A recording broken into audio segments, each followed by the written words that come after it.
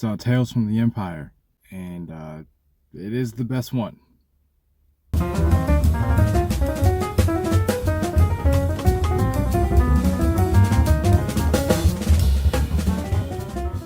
Tales from the Empire, like the other two, is 6 mini episodes.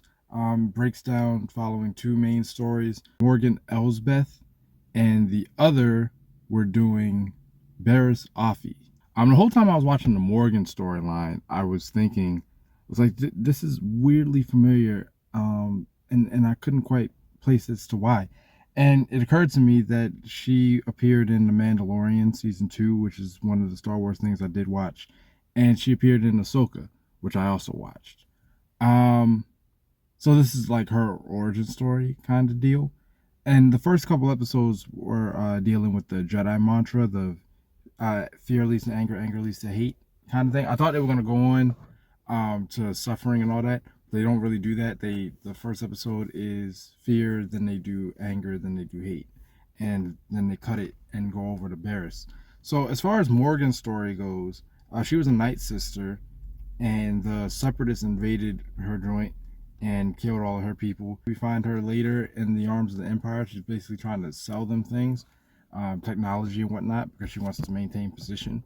And she ends up becoming like this tyrannical ruler. Get a little bit of a connection with Thrawn. Like if you've watched Ahsoka, then you know that she was working with Thrawn. This is how she met Thrawn. Watching this Morgan story and knowing she's doomed from the start, because she's another one that once you see where it ends up, it doesn't end well for her.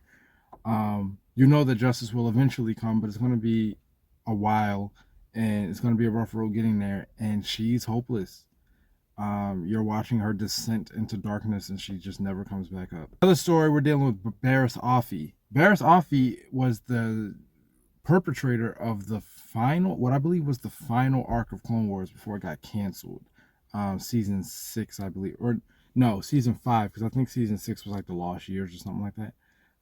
So the last arc of the mainline Clone Wars, a bomb goes off at the temple Ahsoka's framed for, but Barriss is behind it. Barriss ends up getting caught because she's become disillusioned with the Jedi.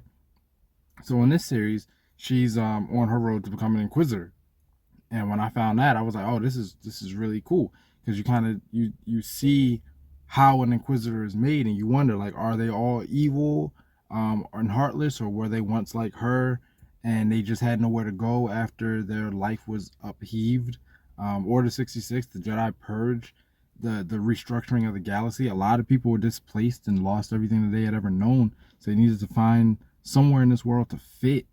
And maybe that's how some of these Inquisitors came to be. So Barriss kind of reluctantly becomes one of those, goes down a dark path, but then as she sees what it takes to be an Inquisitor, like actually in action beyond the training, she can't really do that, and she turns her back on it. That's one thing I'll say about the animated Star Wars stuff.